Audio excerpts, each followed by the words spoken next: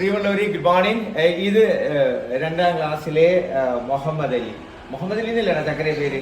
Okay, ഇത് മുഹമ്മദ് അലി.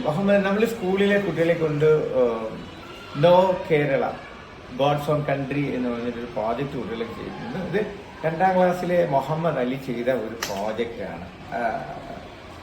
ഇത് കാണിക്കാനാണ്. അപ്പം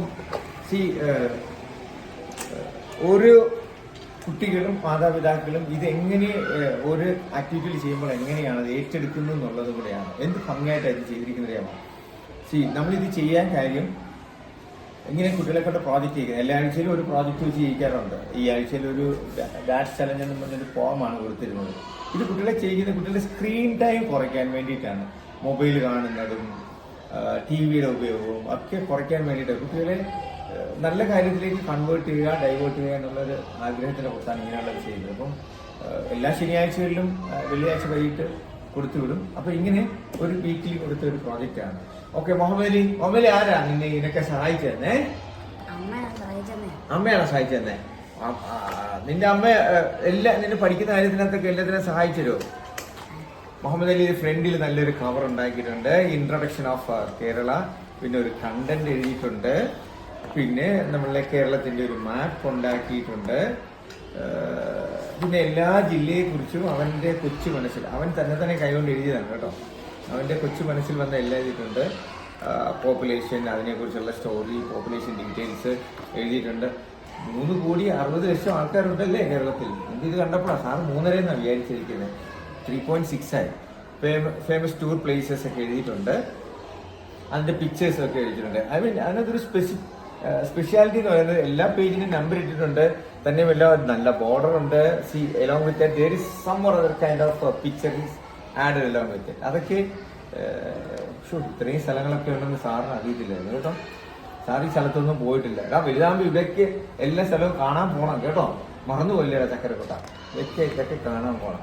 എല്ലാ സ്ഥലത്തിനെ കുറിച്ചും ഒരു ഡീറ്റെയിൽസും, പിന്നെ ഫെസ്റ്റിവലിനെ കുറിച്ച് കഥകളി, വള്ളംകളി, തിരുവാതിര, പുലിക്കളി, അങ്ങനെ അതിനെക്കുറിച്ചുള്ള ഡീറ്റെയിൽസ് ഒക്കെ എഴുതിയിട്ടുണ്ട്.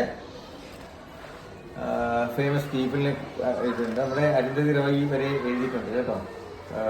അങ്ങനെയുള്ള നല്ല അടൂർ ഗോപാലകൃഷ്ണന്, KG യേശുദാസ്, വർഗീസ് കുര്യൻ, അങ്ങനെയുള്ള ഫേമസ് റൈറ്റേഴ്സിനെയൊക്കെ അവൻ എഴുതിയിട്ടുണ്ട്. ദെൻ നമ്മളുടെ കൾച്ചറൽ മാർഷ്യൽ ആർട്ടുകൾ, ലിറ്ററേച്ചർ, ഇതിനെക്കുറിച്ചൊക്കെ അവൻ എഴുതാൻ ശ്രമിച്ചു.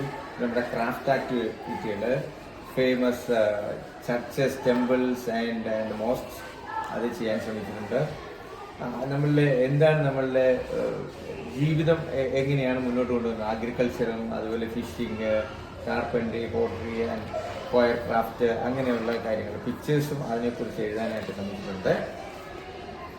പിന്നെ കേരളം എങ്ങനെയാണ് വളരുന്നത്, എന്തൊക്കെയാണ് കേരളത്തിന് ഇനി വേണ്ടത്, അങ്ങനെ വളരെ ബ്യൂട്ടിഫുൾ ആയിട്ടൊരു ചിന്താഗതിയിലൂടെയാണ് ഈ പ്രോജക്റ്റ് നമ്മുടെ മുഹമ്മദ് അലി സബ്മിറ്റ് ചെയ്തിട്ടുള്ളത്. മുഹമ്മദ് അലി പറ, കൊച്ചി ഇത് എത്ര ദിവസം എടുത്തില്ല ഇത് എഴുതി തീർക്കാനായിട്ട്?